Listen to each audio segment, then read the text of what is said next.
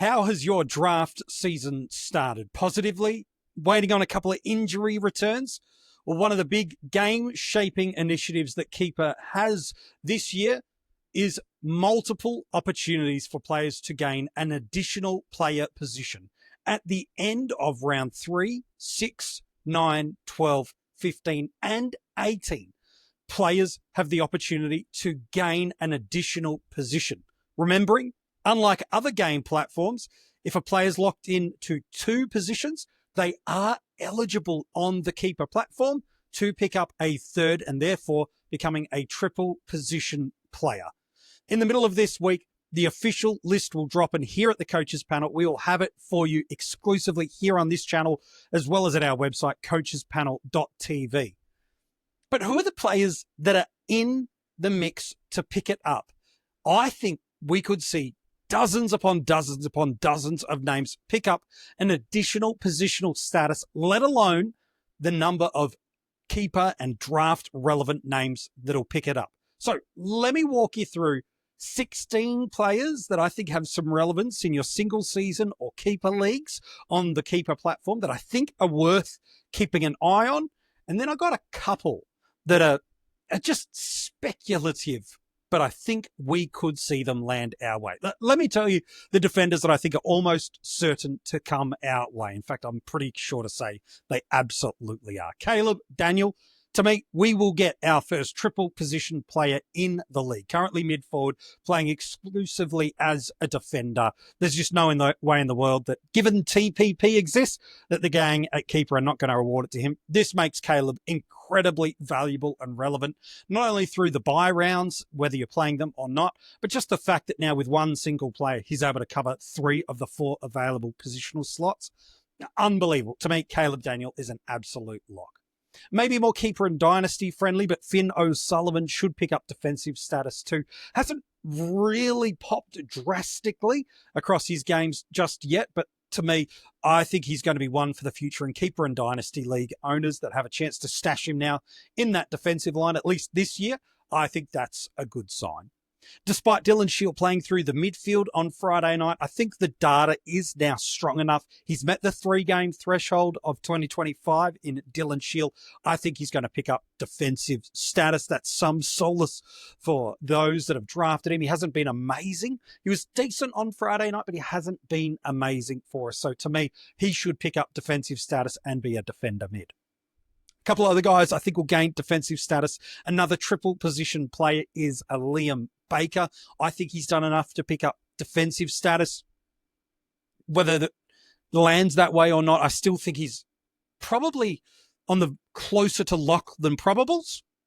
But I think he's going to pick up that defensive status despite almost exclusively playing through the midfield in that tagging role against Brisbane a week or 2 ago. A couple other defenders I think are guaranteed to land in the game for us.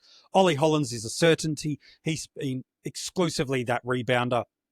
Not really scoring great, but getting him at your sort of D5 option as opposed to your bench mid might be an upgrade for you. And then 2 pretty significant ones that should boost your scoring on field, especially if you've got a bit of depth in your midfield. I think both Josh Stakos and Rory Laird pick up defensive status and should become knocking on the door of D1 status for a lot of coaches, unless they own the likes of the Whitfield, the Zorko, the Sheezel, the Wayne Millers, etc. He sits in that pocket. To me, those are the defenders I feel really confident saying they're going to pick up defensive status. I'm sure there's a bunch that are going to pick up mid status, but of those that have been fieldable or drafted in fieldable positions for coaches, I think there's a couple. Colby McKercher should pick up mid status. He's roaming that wing nicely for North Melbourne. Joel Frazier, again, most value is in their primary positions, but he's playing undeniably through that midfield. I think he is going to sit in that spot. And then after an absolute whopping score last week, Sam Davidson, he's playing off that wing exclusively. He rightfully has earned his spot as a midfielder forward. Let's talk about the 6 forwards, I think, that are certain to land for us. I think we could see an absolute bunch just balloon out for us, but we'll have to wait till midweek officially. But these are the 6 I'm pretty happy to put my stocks into to say, yes, they will pick up forward status. Jack Henderson, spending a lot of time in that Melbourne forward 50.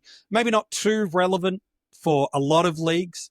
But if you're playing in some deep dynasty territories, anybody that's now eligible to play in the forward line, even if it's only popping you a 50, is something that's reasonable.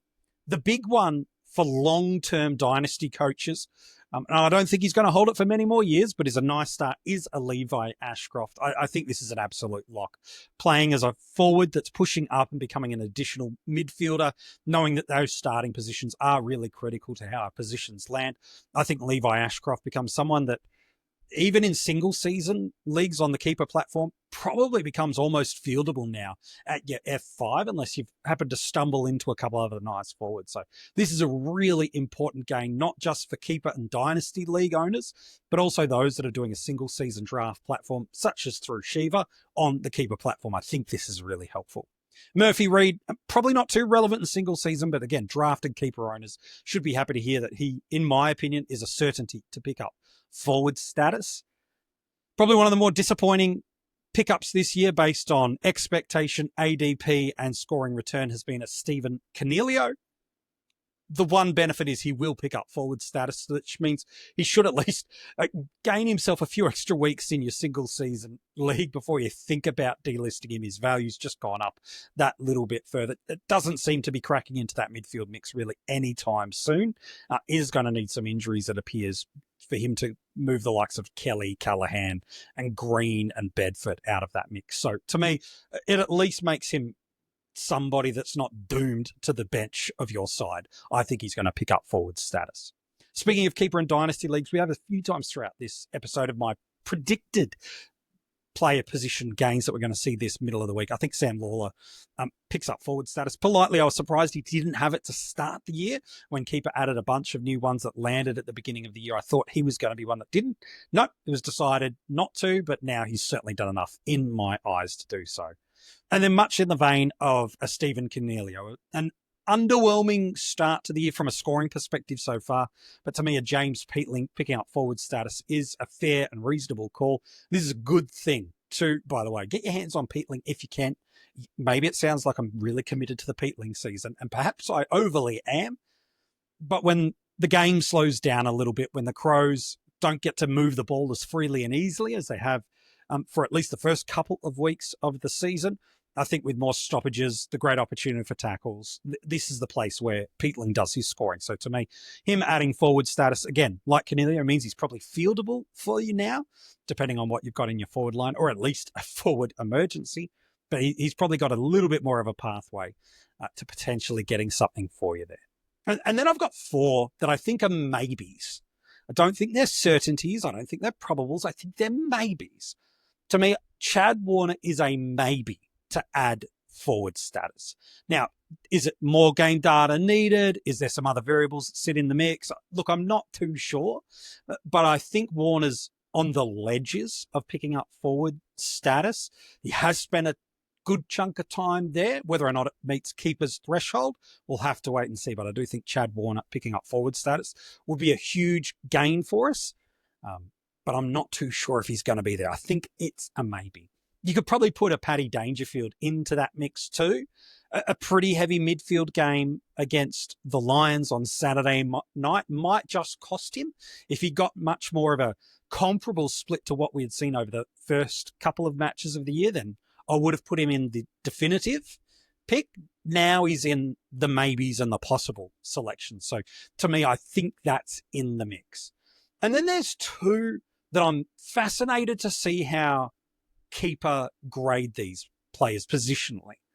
Because if we were looking at it as the first 3 weeks of this year, especially in a clean lens of positionless players, then these 2 guys to me would have a clear position allocation to them. I'm talking about Harry Sheezel and Nick Martin. If they didn't have any position available to them, I could say that Harry Sheezel would be mid-forward and Nick Martin would be mid-forward.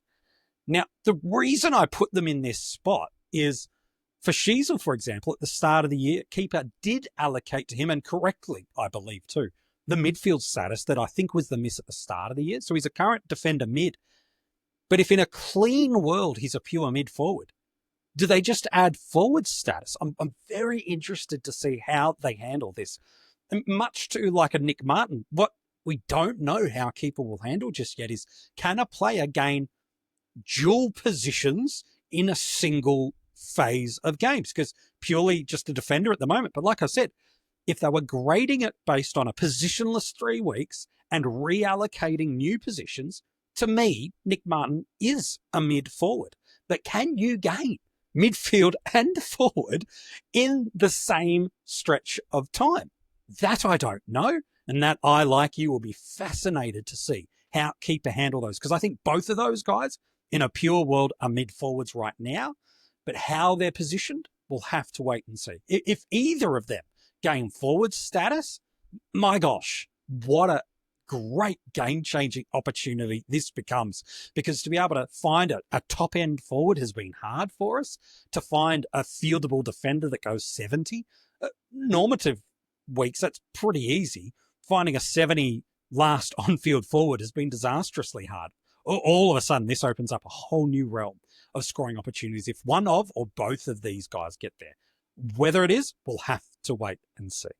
So those are the players I think are maybes, and then there's a bunch of guys that I think are locks. Here at the Coaches Panel, we've got a special episode lined up in the middle of the week with all the confirmed player positions. Dates and times we'll let you know on our social media real soon. But who do you think is picking up a new status? Comment below and let me know. If you want to know when these positions land, make sure you subscribe to the channel and you've got notifications turned on, because we'll be premiering this episode for you first, and it'll be the first place to see the new positions that land.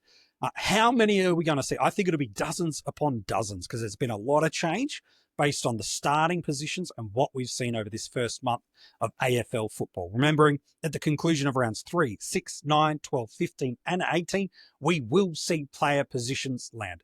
We'll explain more about what's coming when we get to that episode. But thanks so much for tuning in. Let me know, who do you think's picking up an additional positional status, and who have you got your fingers crossed for, hoping that's in your draft team on the Keeper platform that gets it? I'd love to know. We'll be back with you midweek with all the details of the first official list of player additions for 2025 in Keeper.